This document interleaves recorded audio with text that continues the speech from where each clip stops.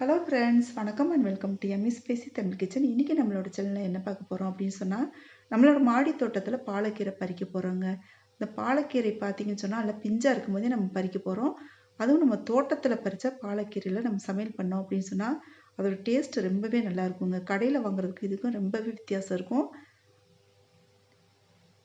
இது வரைக்கும் நம்ம சேனலை நீங்கள் சப்ஸ்கிரைப் பண்ணலைன்னா சப்ஸ்கிரைப் பண்ணிக்கோங்க, பெல் ஐக்கானை கிளிக் பண்ணிக்கோங்க. அப்போ தான் நான் போடுற ஒவ்வொரு வீடியோ உங்களுக்கு உடனே நோட்டிஃபிகேஷனாக கிடைக்கும். இந்த பாலக்கீரை பார்த்தீங்கன்னு சொன்னால் குட்டி குட்டியாக இருக்கும்போதே பறிச்சுட்டு நம்ம சமைக்கிறது டேஸ்ட்டு அவ்வளோ அருமையாக இருக்கும் பாருங்கள், சொல்லவே முடியாது. இந்த கீரைகள் பார்த்தீங்கன்னா பிஞ்சாக இருக்கும்போது நம்ம பறிச்சிட்டோம் அப்படின்னு சொன்னால் ரொம்ப நல்லாயிருக்கும். பாருங்கள், இந்த இலைகள் பார்த்தீங்கன்னா அப்படியே ஒவ்வொரு இலையை நம்ம பறித்து எடுத்துக்கலாம். வேரோடு பறிக்கிறத விட இந்த இலைகள் பறிச்சுட்டு விட்டோம் அப்படின்னு சொன்னாலே திருப்பி அதுலேருந்து செடி இலைகள் வந்துக்கிட்டே இருக்குங்க. நம்ம ஒரு தடவை விதைச்சி விட்டோம் அப்படின்னு சொன்னாலே திருப்பி திருப்பி இலைகள் வந்துக்கிட்டே இருக்கும். நம்ம இலைகளை பறிச்சுட்டு விட்டோம்னா புதுசாக கொழுந்து விட்டு வந்துக்கிட்டு இருக்கோங்க. இதில் பார்த்தீங்கன்னா பூச்சி மருந்து எதுவுமே அடிக்கலைங்க. ஆர்கானிக் முறையில் விளைந்ததுனால அங்கங்கே ஒரு சில இலைகளில் பூச்சி விழுந்தது மாதிரி இருக்குது.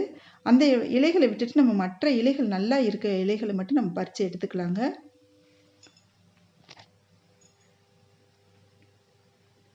இந்த கீரை பார்த்தீங்கன்னு சொன்னால் நம்மளுக்கு 2 நேரம் சமையலுக்கு தேவைப்படுற அளவுக்கு இருக்குங்க. அந்த அளவுக்கு கீரை நிறையவே இருக்குது.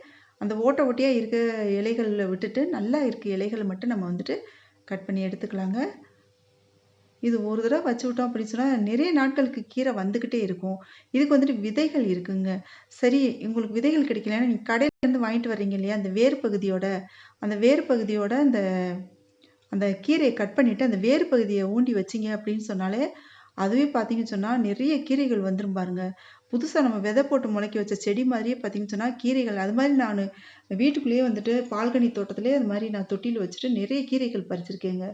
இது இந்த இந்த தோட்டத்தில் நான் இப்போ பறிச்சிட்டு விதை போட்டது. நம்ம இந்த வேர்களை நட்டு வச்சும் பார்த்தீங்கன்னு சொன்னால் நிறைய கீரைகள் நம்ம விளைய வைக்கலாங்க. இப்போ இந்த சாமந்தி பூ இருக்கு இல்லையா, மஞ்சள் சாமந்தி பூ, இதுலேருந்து தாங்க நான் பூஜைக்கு பூக்கள் பறிச்சிருக்கேன். எப்போவுமே நம்ம செடியிலேருந்து ஒரு பூ கிடைச்சாலும் சரி நம்ம பறிச்சுட்டு போயிட்டு நம்ம சுவாமிக்கு நம்ம பூஜை பண்ணுறது, சாமி படங்களுக்கு வைக்கிறது ரொம்பவே மனநிறைவே தருங்க. இந்த பூக்கள் நான் பறிச்சிட்டேங்க. நான் பறிக்கும்போது நான் வீடியோ எடுக்காமல் விட்டுட்டேன். அதனால் பார்த்தீங்கன்னு சொன்னால் இந்த செடிகளை உங்களுக்கு நான் கேட்டேன். இப்போ இந்த செடியிலேருந்து பறிச்சிருக்கேங்க. இந்த சாமந்தி பூ செடியிலேருந்துமே நான் மஞ்சள் சாமந்தி பூ நான் பறிச்சிட்டேங்க. நம்ம எப்பவுமே தோட்டத்தில் இது மாதிரி பூச்செடிகளும் சரி கீரைகளும் வளர்த்துக்கிட்டோம் அப்படின்னு சொன்னாலும் நம்ம வீட்டு சமையலுக்கும் யூஸ் ஆகும். பூஜைக்குமே பூக்கள் சுவாமி படங்களுக்கு போட்டுக்கலாங்க. இந்த பதிவு உங்களுக்கு பிடிச்சிருந்துச்சி அப்படி சொன்னால் நம்ம சேனல் இது வரைக்கும் சப்ஸ்கிரைப் பண்ணலைன்னா சப்ஸ்கிரைப் பண்ணிக்கோங்க, பெல் ஐக்கானை கிளிக் பண்ணிங்க, ஃப்ரெண்ட்ஸுக்கும் ஷேர் பண்ணுங்கள், லைக் பண்ணுங்கள், கமெண்ட் பண்ணுங்கள். தேங்க்யூ.